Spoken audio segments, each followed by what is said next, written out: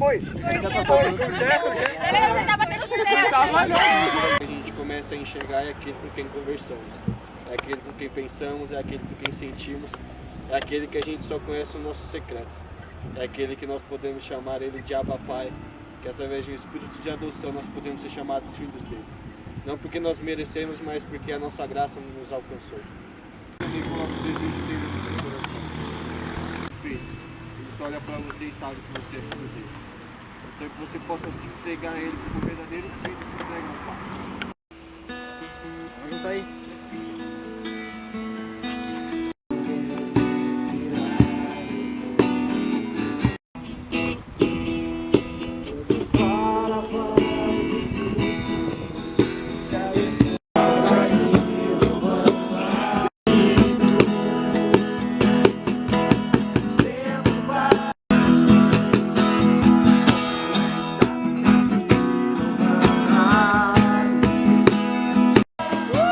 Só pra te adorar e fazer teu nome grande e te dar o louvor que é devido. Estamos nós aqui. Muros de orgulho, que nos separam e nos envergonham. Muitos já caíram e outros ressurgiram.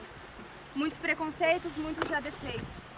Muitos insistem em existir oculto em nossos dias. Há uma guerra fria, vítimas que ninguém vê. Caiam os muros, tirem as pedras. A nossa unidade não é real. Se a verdade é o que pregamos, por que nós falhamos não sendo um?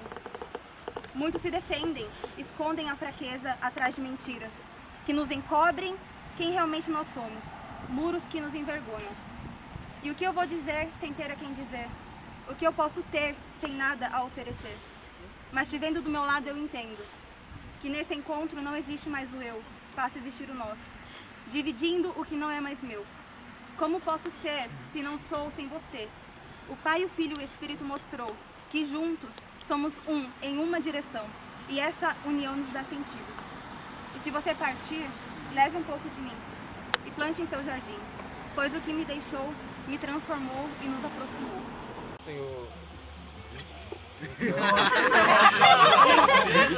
Meu nome é Renata, eu tenho 20 anos e sou da Presbiteriana.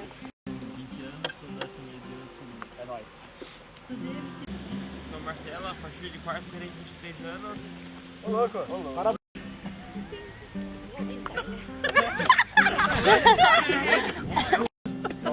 E essa música fala a respeito de muros que dividem.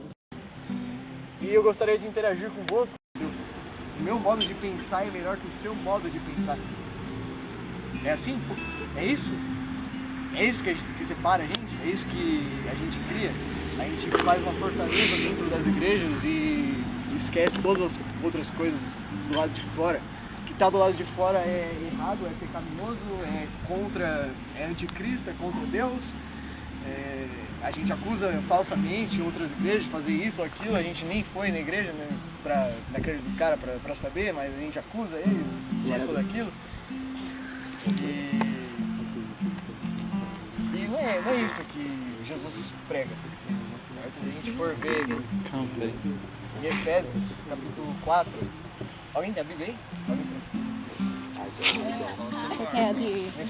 Vamos lá, Efésios 4 diz assim: rogo-vos, pois eu, preso no Senhor, que andeis como é digno a vocação com que fosse chamado, com toda humildade e mansidão, com longanimidade, suportando-vos uns aos outros, procurando guardarem a unidade do Espírito pelo vínculo da paz.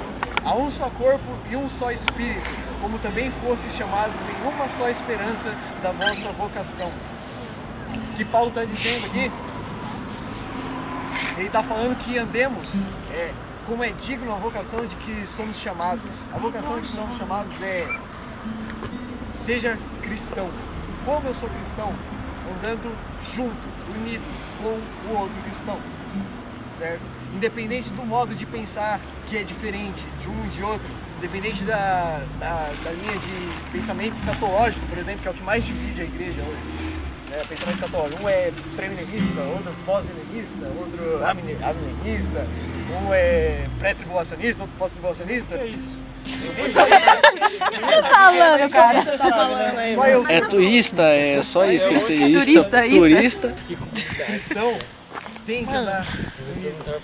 A unidade é um modo de pregar o evangelho. Jesus fala em João 17, para que o mundo creia que para que eu sou enviado de ti, né? Que o mundo creia que eu sou enviado de ti, que eles sejam um em mim. Que eles sejam um em mim como eu sou um em ti. Certo? Somos um. Em ti. Então, o modo de pregar o evangelho é sendo unidade, certo? Percebe que as pessoas, quando elas andam juntas, quando elas estão unidas, elas se tornam parecidas. Quando uma pessoa pensa mais ou menos como a outra, ela completa a outra, né? Completa o modo de falar da outra. Não há uma divisão. Imagina só, vamos pensar assim. Um cara da Assembleia, o Matheus, vai lá. A gente vai pregar o evangelho juntos. E ele começa a falar uma coisa, certo? Vai evangelizar uma pessoa e começa a falar uma coisa. Eu tô do lado dele. E aí ele fala uma coisa que eu não concordo. E aí eu viro pra ele, não, isso é errado, na frente do cara. Isso é errado, não é assim. Aí a gente começa... Onde está sua base? Onde está sua base? Cadê a base? Mostra aqui. Mostra Era aqui. ponte. E aí eu começo a criar uma intriga na frente do cara que não é crente. Como é que eu estou pregando o evangelho para essa pessoa se eu não sou um com o meu irmão? Se eu odeio o meu irmão, se eu me acho superior ao meu irmão porque eu tenho uma linha de pensamento diferente, isso não me faz um cristão. Cristo, ele, sendo Deus, se assumiu o posto de servo. Você já imaginou você sendo chefe? Ou então você sendo empregado, encarregado do seu chefe, o seu chefe te servindo, o seu chefe lavando os seus pés? Ou você pega, por exemplo, sei lá, a rainha da Inglaterra e ela começa a lavar os seus pés. Quem é você? Perto da rainha da Inglaterra? E Jesus fez isso.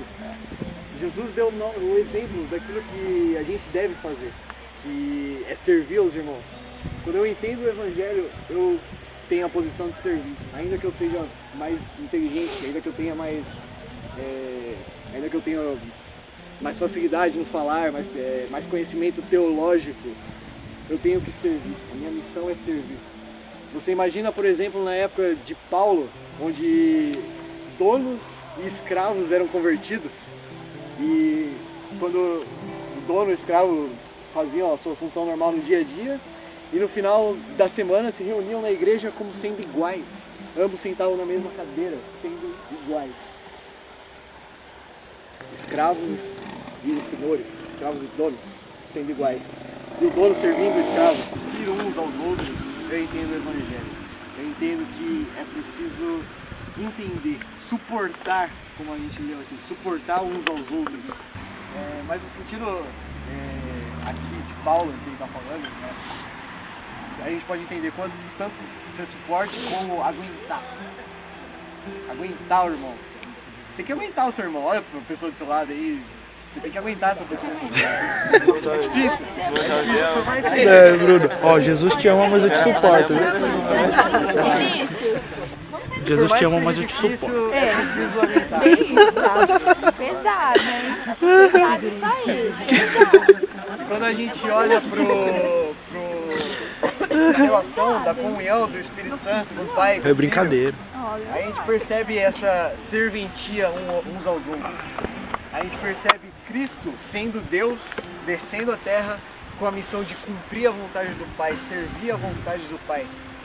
E o Pai, como consequência, a partir do momento que Cristo é ressuscitado, eleva ao mais alto nível de glória e agora ele está sentado à destra do Pai com todo poder e majestade, entrega tudo nas mãos de Jesus e ele é o Senhor de todas as coisas. O Espírito Santo, sendo Deus, desce e testifica do Pai e do Filho, nos convence de que Cristo é o Senhor.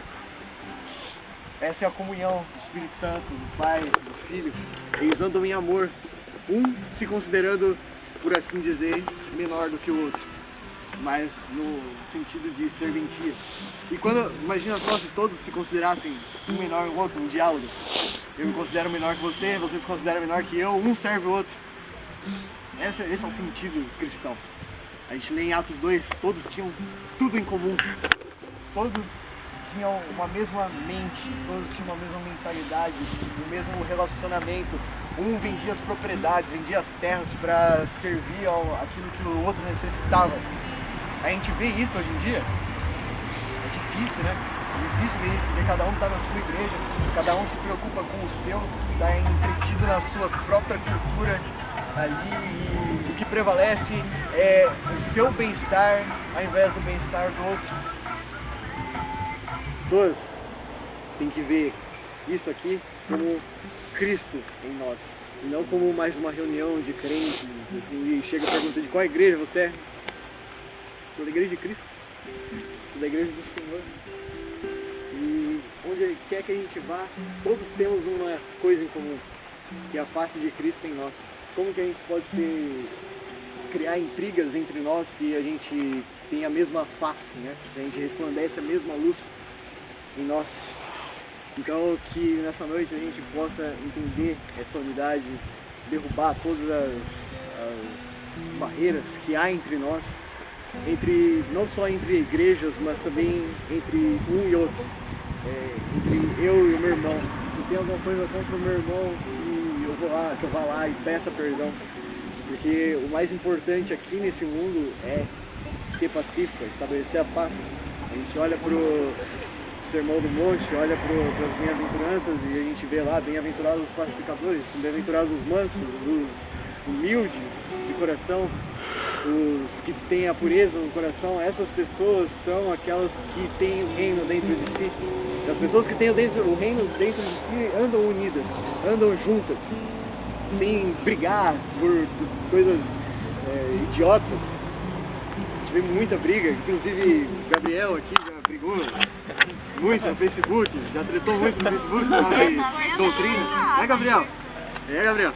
É o Gabriel. Sério? Eu nem sabia, tá vendo? Juro! Nunca nem vi. O Gabriel percebeu que isso é muito ruim para a visão do cristianismo que as pessoas de fora têm. Que a gente possa entender isso, que nós possamos mudar. Se a gente tem problemas com isso, que a gente possa mudar. Que a gente não saia daqui diferente, que a gente não saia daqui iguais nós estamos, né? Nós somos. E a partir do momento que nós saímos daqui, a gente saia como uma nova criatura, uma nova mulher, um novo homem. E entenda que, apesar da diferença, somos todos cristãos. Bem?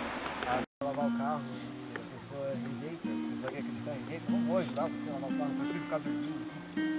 Qual a imagem de Cristo que você está passando para a pessoa?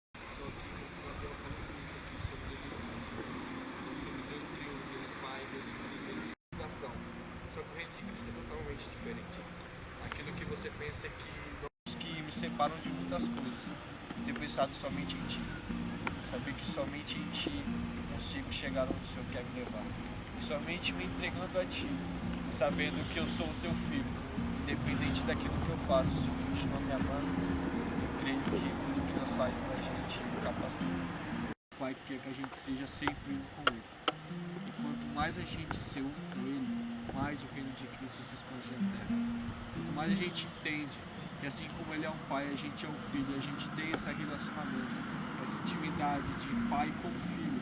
Um pai, independente do pai terreno que você teve, mas é um pai que sempre vai te amar, sempre vai saber o que você precisa e sempre vai te dar tudo no momento certo. Sempre vai te capacitar para as suas maiores batalhas, para as suas maiores guerras. Ele sempre vai estar lá com você. E quando você pensa que todo mundo vira as costas para você, que todo mundo não quer mais te amar, que todo mundo te disse alguma palavra errada, Ele ainda está ali contigo, sempre, de braços abertos, te